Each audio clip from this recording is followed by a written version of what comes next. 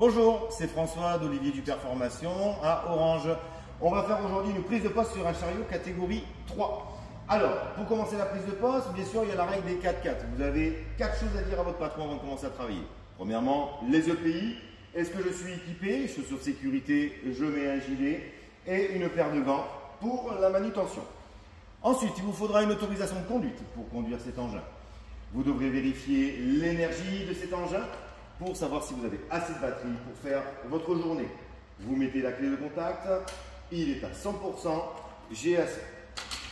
De plus, vous devrez contrôler l'adéquation de votre environnement, que ce soit le sol, l'aérien et la circulation autour de vous. Cet engin dispose de 4 documents. Les 4 documents sont le carnet d'observation. C'est le carnet de bord, c'est la vie de votre véhicule. Dès que vous avez un problème, vous le marquez dessus et vous en référez à votre supérieur hiérarchique. Vous allez retrouver la VGP, la vérification générale périodique. C'est un contrôle technique un peu de la machine. Vous allez regarder la date de réalisation et la date butoir. Elle est valable 6 mois. Vous regardez le numéro de série par rapport au chariot et ensuite les anomalies ou défectuosités. Vous retrouverez ensuite le certificat de conformité. Et après, vous allez avoir le manuel d'utilisation qui soit dans votre langue d'origine et celui-ci permet de savoir les obligations ainsi que les interdictions et comment fonctionne cette machine. Une fois que vous avez contrôlé les documents, vous allez contrôler la machine visuellement. Pour contrôler la machine, mettez une paire de gants pour éviter de vous faire mal ou de vous salir les mains. Je vais contrôler la roue, les écrous, s'ils sont bien tous présents, la structure de protection. Ici, je peux regarder le bloc batterie avec les câbles. Je peux soulever, contrôler l'état général à l'intérieur, qu'il n'y ait pas de problème particulier visuel. Je peux refermer. Vous avez un contrepoids, la roue directrice, qu'il n'y ait pas à l'intérieur des choses qui se soient mises. Vous pouvez regarder le gyrophare s'il n'est pas cassé, la structure de protection de ce côté, la carrosserie, et vous passez à vos fourches. Vous regardez que vos fourches soient bien parallèles, pas tordues, que vous ayez bien les arrêts de fourche de chaque côté et que pour le réglage, ceci revienne bien. Le mât, pas de problème aussi, il n'est pas déformé, il y a des flexibles, pas de fuite, la chaîne graissée, je ne vois pas de problème particulier.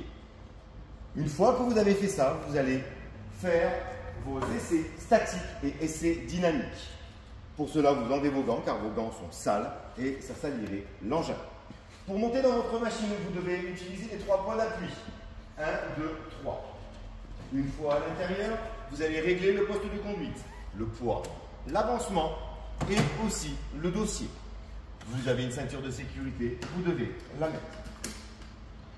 Une fois à l'intérieur, tous les voyants vont s'allumer. Vous allez tester le premier organe de sécurité qui est le klaxon. En essai statique, première commande, élévation du mât. Vous allez opérer qu'il n'y a pas de bruit, pas de problème particulier, pas de fuite. Votre s'appuie sous pression. Vous redescendez. Devant vos yeux, vous allez faire le matage et dématage qui est la deuxième commande. Vous matez et vous dématez. Vous allez utiliser maintenant la translation, troisième commande, à gauche et ensuite à droite. Vous allez mettre le chariot en position de circulation. Les talons de fourche doivent être à 15 cm du sol et vous devez avoir des points qui se retrouveront à 30 cm du sol. En essai dynamique, vous passez la marche avant. Vous laissez le frein de parc et vous essayez d'avancer. Vous regardez si votre chariot n'avance pas. Vous enlevez le frein de parc. Vous faites une marche avant et vous faites un test de frein de service. Il freine bien. Marche arrière. Vous tournez bien la tête pour regarder la zone dégagée. Et en même temps que vous faites la marche arrière, faites un essai de direction. Votre chariot est égaré ici. Vous pouvez voir qu'il n'y a pas de fuite, pas de suintement au sol, ni de boulons ou d'écrou. À partir de là, vous pouvez utiliser votre chariot en sécurité. Si vraiment vous avez un souci lors de l'utilisation, vous avez ici un bouton. Assurez-vous que ce soit un arrêt d'urgence ou un coupe-circuit. Pour terminer, si vous devez faire des exercices d'empilage, des exercices, vous allez mettre le chariot en sécurité pour en descendre. Vous dématez, posez les fourches à plat, mettre le frein de parking, vous enlevez les clés. Et lorsque vous allez descendre avec les 3 points d'appui, comme vous êtes monté. Les clés sont bien enlevées. La prise de poste est terminée.